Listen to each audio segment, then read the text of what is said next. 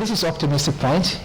Here we celebrate resilience, self-determination, and optimism.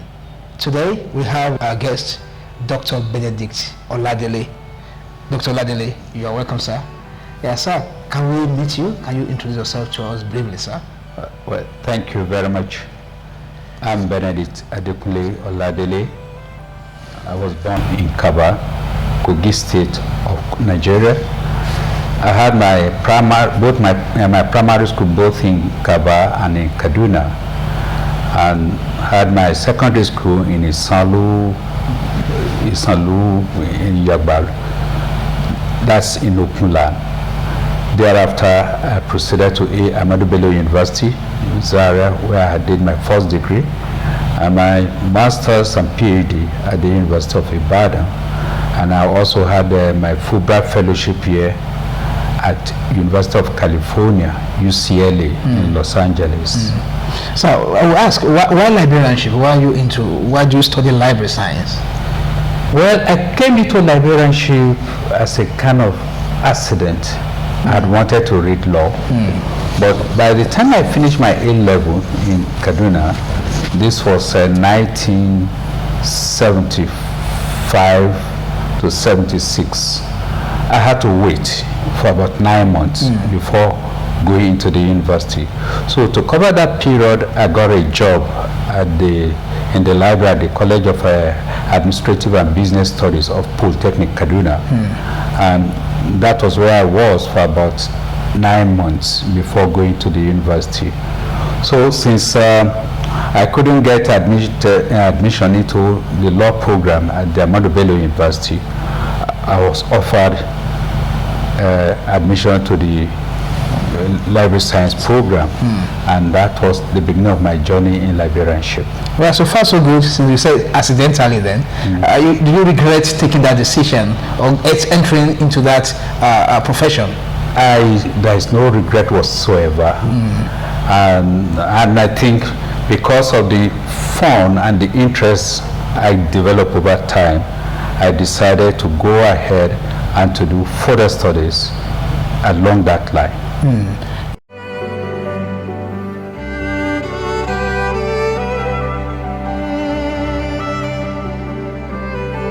For one to become a librarian, first and foremost, you must develop interest. And you nurture this interest into what I would call into a passion. And once you have passion for knowledge, that is knowledge management, and you want to share knowledge, then you are on your way to becoming a librarian. And more importantly, you must be a good reader. A smart reader, that is, you read a document, and within a twinkle of an eye, you should be able to get the essence of that document. And these are part of the skill you require when you are classifying books, or what in technical terms, what we call organization of knowledge. So passion is the key word to be a librarian.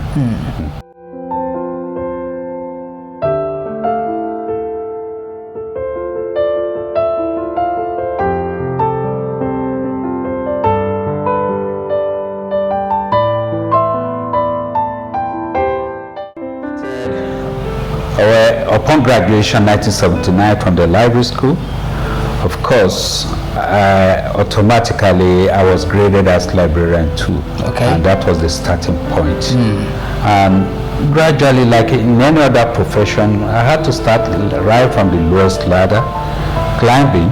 And one good thing that I enjoyed, which I consider a big privilege, was that I had people to mentor me. Mentorship. The older generation really mentor us.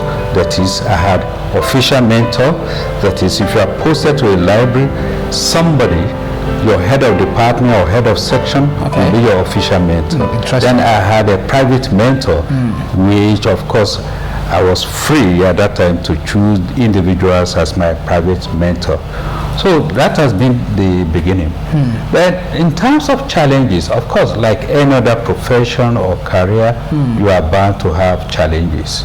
There are times you feel something should be done this way, and of course your expectation may be different from what you actually obtain. And there were times, you know, from at least, let me say, in those days, as young boys and young girls, we had our own different idea, different from our supervisors. So our supervisors had to bring us back to the main track. Oftentimes, we rebel quietly, but then today, I think we were lucky to have had that kind of control. If not, we would have derailed from the profession. Yeah, before we go on, sir, I think you're talking about the cadre. You started from where you were librarian too. Yes. You don't told us how you got to the peak. I believe you've got to the peak from your profile. Yes. And you became the librarian of the first library in Nigeria. Yes. Yeah. So can you tell us that and the experience? Yes, I started as librarian too. Okay. And in the process, along the line, I got promoted from one level to a higher level. Okay, that's it. And there were times I had to change job. So you could imagine changing job from librarian 1 to senior librarian in another establishment. So that was how I got up and started working until I got to a certain level that I was allowed to take certain level of decisions vis-a-vis administration of the library and all whatnot.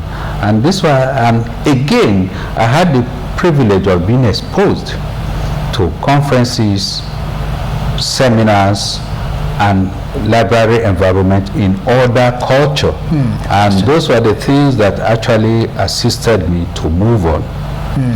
And again, one of the basic challenges we experienced was that there was this issue of somebody being able to say, I'm a librarian. Because in this part of the world, at that time, to say you are a librarian, you are seen as nothing but, okay, all you do in the library was just to arrange books and sit down. Compared with other professions like the legal profession, medical professions. So that self-esteem was not there. But at a point in time, we said, look, we just have to do that. We brought ourselves around to say this respectable profession, and we discovered that even the lawyers, the medical professional will still come to the library for services. So, and I think that was how we were able to move on. To the point now, I can confidently say I'm a librarian in anywhere. Anyway, thank you, sir. The question I would like to ask is this: what is your optimistic point? What drives you in life? One important thing that drives me in life is that I remember what my father told me as a young man.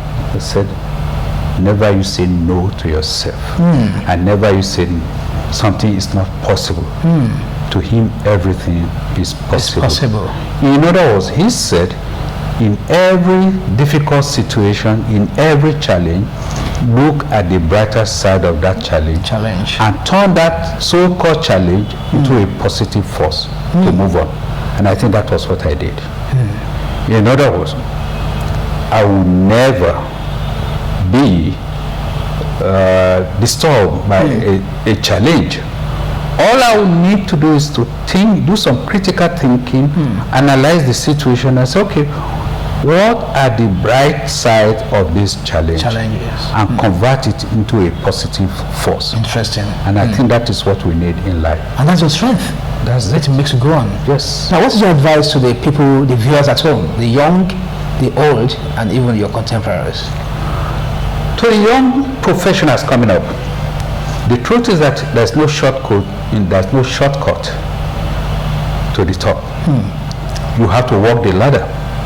You have to walk the ladder. You have to keep the rules and regulations. And by the time you keep the rules and regulations and maintain the ethics of the profession, the sky is your limit. Wow, interesting. Yeah, what about the people, the old people, the older people? Well, that's to the young now. I know it's applicable to everybody. Yes. So, well, to the older people, my advice would be to parents in particular. okay. We have a system whereby everybody wants his or her child to read and to become a lawyer, a medical practitioner, an engineer, an architect.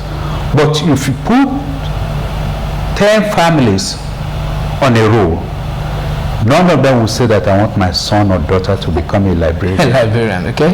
Because to them, librarianship is nothing. I want to advise them that we should allow our children to choose their own career. We should not live their own life for them. And that is the mistake parents make. When you see parents insisting you must read medicine, you must read law, you must read this, many times parents do this out of their own personal ego. They think of their own interests and not the interests of the child. So I will advise that parents, if you have children who say they want to become librarians, allow them to become librarians. Yeah.